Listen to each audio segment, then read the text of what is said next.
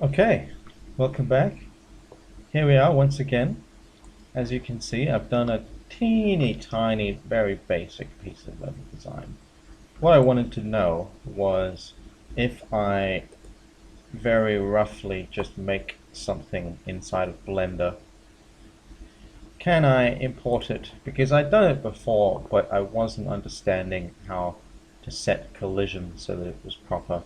And as you can see, not exactly. I haven't optimized it yet, but the vertice count is reasonably low, I think.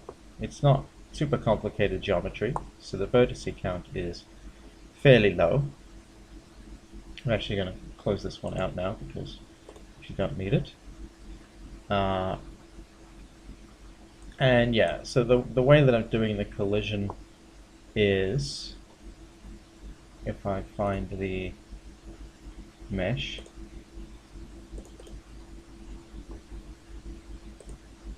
so there's a tutorial that I followed to get me to show this, and this is the very quick, simple, but perhaps not optimized method. So if you're having lots and lots of meshes with a lot of geometry, this gives you very precise collision.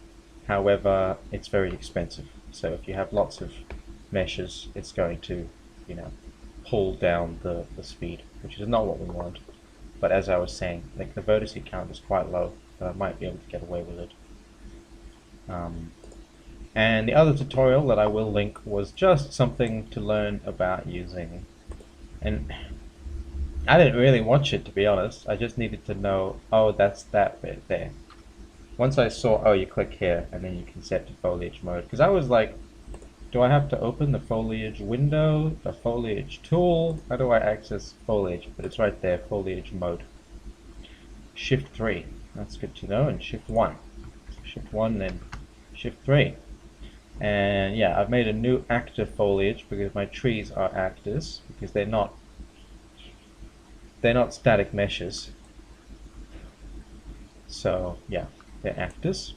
And I wanted to see, if I have lots of sprites in the world, am I going to notice really slow performance?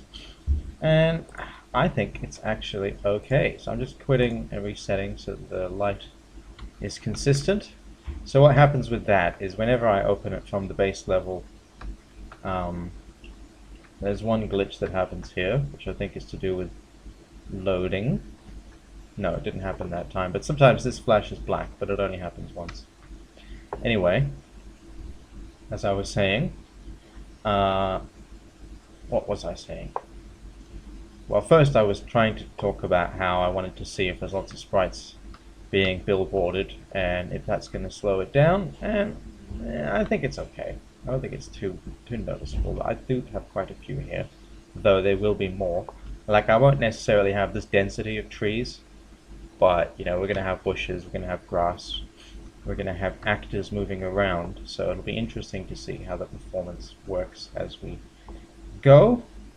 And the other thing I was saying is with the sky, whenever I load the level, it'll always load the sky at 6 o'clock, but when I load the level, it will load the light to be at the position that it was saved at, I think. So that's why there's a kind of a mismatch with that. It doesn't always reset exactly, but that's easy. Like, people playing the game won't see that because they won't be loading the level directly. They'll be loading it from the main menu, which sorts the problem out, so no problem. Anyway, let us crack on with the business of the day. Sorry, I keep scratching. Yeah, so what are we going to do? We're going to add a bunch of buttons so that we can filter, so that we just view the weapons, or we just view the armor, we just view the potions. Books might go in miscellaneous. I haven't decided. I haven't really done any thought on design yet. But I know there's going to be a couple things.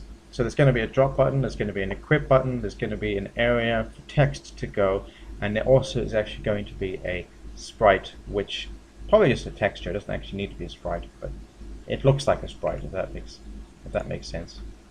Also, there's that issue. I need to fix that, so I can do that, and that's kind of weird.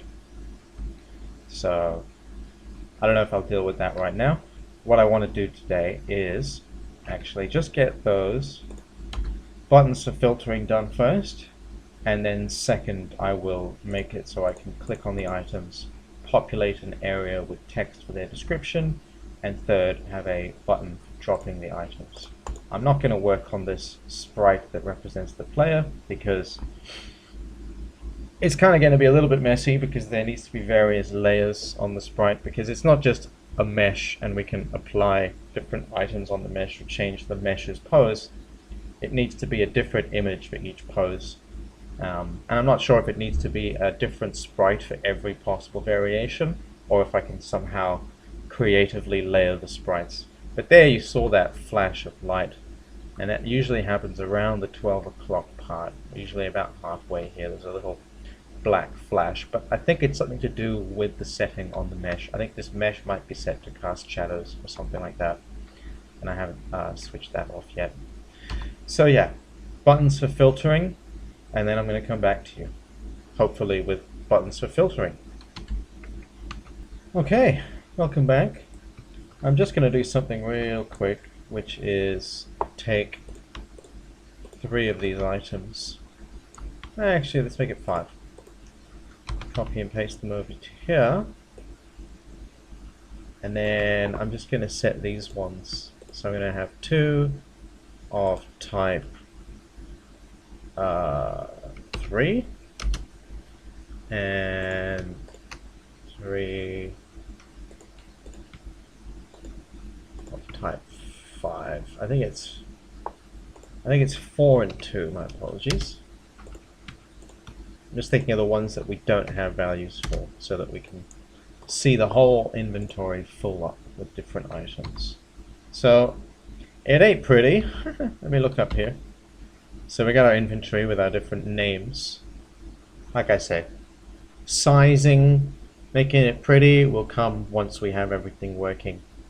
But a description of the item will go here, and we can go on and on about a little exposition about the world. I wanted to fill it up with text so that we can see there's enough room to put some text there, but not really relevant just yet. And as you can see, we've just decided to call them type 1, 2, 3, 4, 5, even though it's actually type 0, 1, 2, 3, and 4. Anyway, I'll just show you with the full implementation. So let's go pick up everything that we can find. I am going to make it so that these sprites have the same material. Oh wait, let me do that quickly.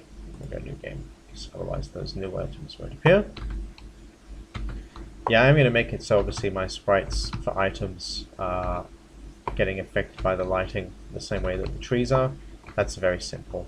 It's just the material on the sprite itself needs to change from unlit to lit. So that's all the items. I don't see any more. So, okay, we don't have any armor. For whatever reason, I put a book and it's stored in the potions. But we got miscellaneous, so that's okay. Now let's say we just want to go through all of our weapons. Hey, we can only see our weapons.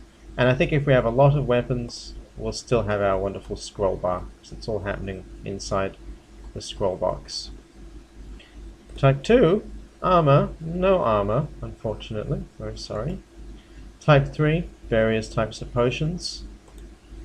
Type 4, various types of books. Type 5, various types of miscellaneous items. And I don't think we actually need to do any saving for that.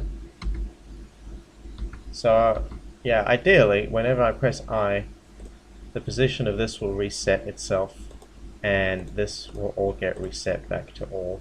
So we can only view these when we're in the inventory, and by default this will be the state that it returns to. Haven't worked on that yet. Want to get that drop button and have them click on to populate, and then I might do that. But what I was going to say is we shouldn't need to do any saving or loading for that, because as long as the items are in the inventory, this is just filtering our view. So huzzah! We're basically there with that one. So now, yeah, now we're going to make it so we can click on these buttons, click on these boxes, and they're going to update this field here, which will be a little bit more tricky, because that means each item needs to have another, I say more tricky, but it's just adding another variable to an item itself, and that would need to be saved. because we need to remember what that item's description was, in the same way that we remember what its picture was, what its type is, what its name is. We'll need to remember what its description is, so that when we click on it, we have some information to populate here. So yeah, I'm going to go do that now, and I'll be back. Okay, welcome back. It's pretty messy. Not inside the code. I think it's a tiny bit messy in the code, not too bad. I'm managing. But what I mean by messy is just, like, obviously, because I haven't made anything pretty yet, just focusing on it all working.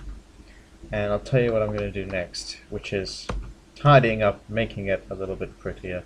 Not so much in the assets themselves, like making graphics and things. No, it's more like, I mean, I'll show you. So a description goes here, so by default that will just be blank. But we can click on this sword and it's a sword. We can click on this sword, I'm another sword. I'm a potion, I'm a funny book. So they all kind of work, right? But in terms of neat and tidiness, what I was saying about this, right? So we can scroll down to the bottom and go I, and then back in, and it's still at the bottom. And we still have, it's a sword.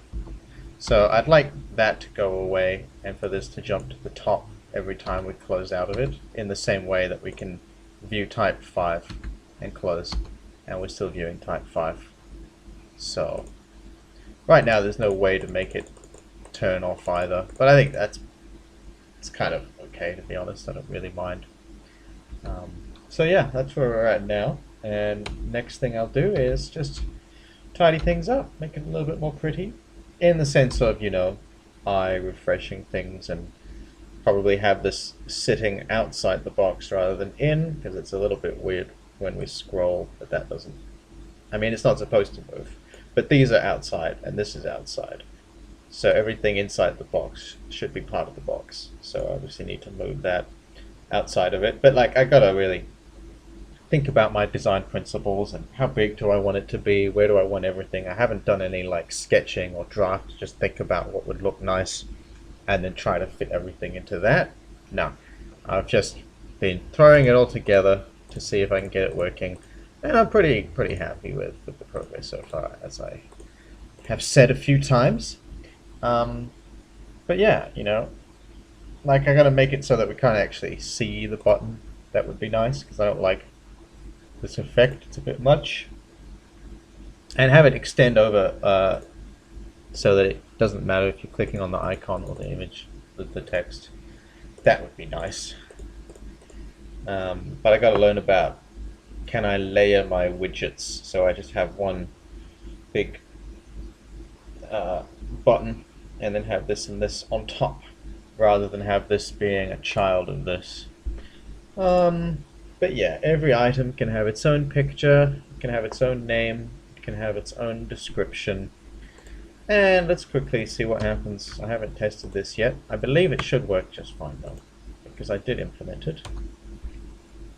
So as you see, this has reset, this is refreshed.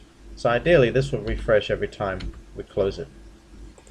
But yeah, that seems to work just fine, which is lovely. Yeah, cool. So yeah, there we are. We're just gonna tidy this whole thing up. I might go and do some drafting actually. Think about how I want to place things and make it look nice. And then I'll start resizing the boxes and the buttons. And then when it's starting to look a bit nicer, that's when I'll set the functionality. Because I kind of know where we got to go, right? And I'll show you a little bit of the code. I'll try not to do too much of this because I didn't want to make the video go for too long. But in FPS Player, one of our events, I think we can just jump to the event, can't we? If we go there we go. So this is our function for turning the inventory on and off. So it'll be somewhere in here where I find a way to just refresh the entire thing when it gets switched off, so that when we switch it on again it reverts to the unsaved form. Obviously, you know what I mean. All the items, everything in the inventory was saved, but I just mean how far down the scrolling which buttons have we pressed inside the inventory, have all that stuff just get reset. I mean, maybe there's a way I can just preserve it, but no, I don't want to like go in and try to save all of that stuff for the saving and loading. And I like consistency, so I think if everything is predictable, it makes it easier to get around. So even if we are able to not reset it when we load the game, but like when we quit the game and start the game, it would reset. I don't really see the point. So I shouldn't be rambling too much because I still have quite a lot of work to do. So I might get a pen and paper and do some sketching, have a think about my my screen resolution and how much of this I want to have the inventory be, because obviously there needs to be a nice space for our text to be read, and I haven't implemented the drop button yet, but that'll be next. Once I've tidied everything up, made it look, because it was a very bare bones system that we started with, right? We had a 20-25 minute video to just get an incredibly basic system going, and I've been building on that and making it more and more complex, and the more and more complex it's getting, the uglier it's getting. So I want to just you know, do a little bit of design to make it look a bit prettier, and then when that's done, I suppose the next thing will be doing the drop button. But that I'm a little bit tricky, I'm a little nervous about, because, you know, just getting this thing to work was actually not as easy as I thought, because, you know, this needs to know which item it is, but this is not an item, this is a item slot. And, you know, there is an item associated with it, but getting that, it was easy for me to get the inventory, because the inventory is its parent. So, I don't know if you guys really care.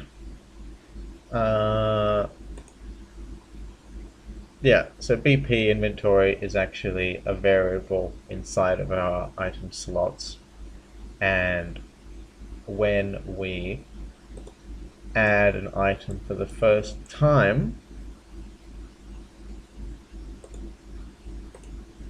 yeah, when an item gets picked up and added to the inventory for the first time,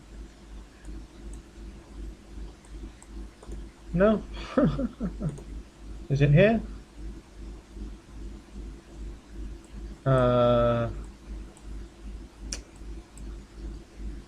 I feel like, yeah, I did it somewhere. I can't really remember where now. That's what I mean. It is a bit of a mess, but that's okay. You know, we'll get there. We'll figure it out. I just have to be patient. You know, I find that's why I don't live stream. Is that I feel like people don't want to watch me work because it's really boring. I don't know if that's true or not, but at least, I mean, I was watching the video back and I thought, gosh, it's a little bit boring. So that's what I mean. I think the best part of the video that I really enjoyed was me presenting what I've done and explaining what I'm going to do, and then cut, and then go back to me showing you what I've done, and keep it nice and short and sweet. So none of this getting into the weeds of talking about how exactly I did everything. Because if people really want to know, then they can put it in the comments. I haven't got any views on any of my videos yet, except me and my partner. Family support, you know. I say family, but she's not my wife. I hope she will be, though, one day. Anyway, I hope she's not watching this one. Okay. I'll see you all in a little bit. Okay, I know I said I was going to tidy things up, but I wanted to see if I could get that drop button working, because I was a little intimidated by the steps involved, but I'm basically there. I haven't sorted out the saving and loading. There's a couple of, it's a little bit broken. It's a bit of a gimmick, really. It doesn't really work, but basically works. So when we start, the sword is there. Oh yeah, I haven't set the transform either, so the transform should be set to the actor of the player, which I did before, and I was like, why isn't it working? So I just set the transform to 000, which is where it's at right now. But then I remembered obviously there's a couple of other steps involved, that's why it's not working. I also see that this works, but a lot of the time I can do something and that will stop working. Anyway, so something I wanted to tell you before as well, before I show you, is that this is not BP item, but this is the child component called BP sword. So, as I was saying, we should never actually have BP item in the world, because we'll just create children of BP item, and each child will be a unique item, because we might have 5 or 6, you know, of this particular type of sword, and so we can have duplicates of a child, but I don't want to have duplicates of the base item, because all items are the base item, so it's a little bit confusing in that way. Anyway, as I was saying, we can pick the item up, and we go into the thing, and we click drop, and it's back where it belongs. And yeah, I guess it won't really be so noticeable if it drops on the player's position, like it's the kind of the flicking of the billboard that it does. But as you can see, it's not in there anymore, and let's go pick it up again and see how many times. There, see what I mean? The saving and the loading is not really working, because now we should drop it and it doesn't know what that item is supposed to be dropping. So we've lost a bit of information there, but that's alright. We'll load back to the original, pick it up, save, load again, and that's all fine and dandy. But then if we drop it, aha, see, we've lost that, and now we've got this ability, so somehow this needs to be tidied up a little bit. But if we, how did we do that? So we start a new game. Ah yeah, so if we pick it up and then save, and then load, there. So I guess it's somewhere in my loading that that's happening, but also when we drop the item after we've done a save and a load, it ain't dropping. It only drops in this very limited way right now, where we haven't saved or loaded.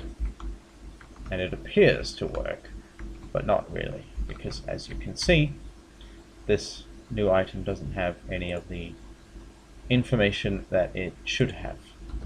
And we can drop the item, but dropping that item does nothing.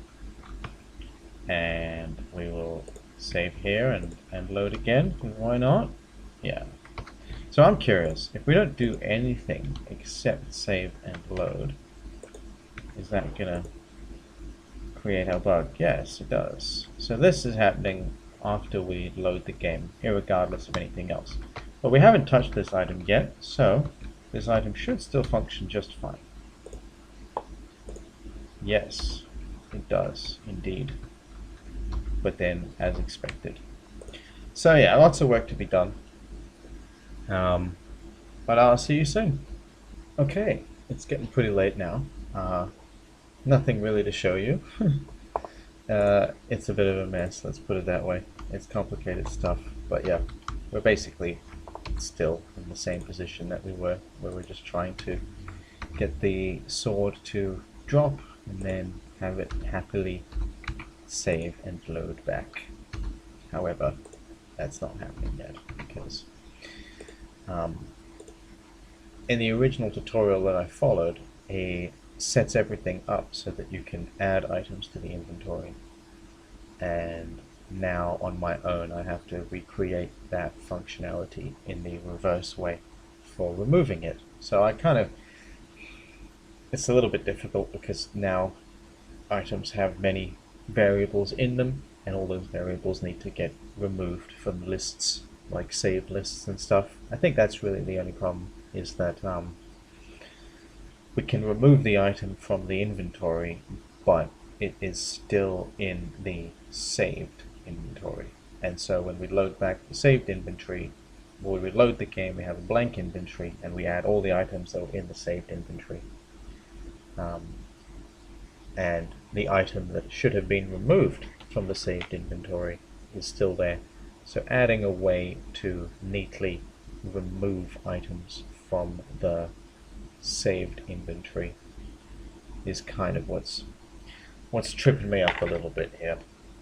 But that's okay. It's getting late, but that's totally fine. I've got the energy. I'll probably keep going for a couple of hours, but I'm going to say bye-bye for now because I need to spend at least half an hour throwing this video together and uploading it so it's in before midnight, and then I can carry on and I'll just catch you up on any work that I did tomorrow. See ya!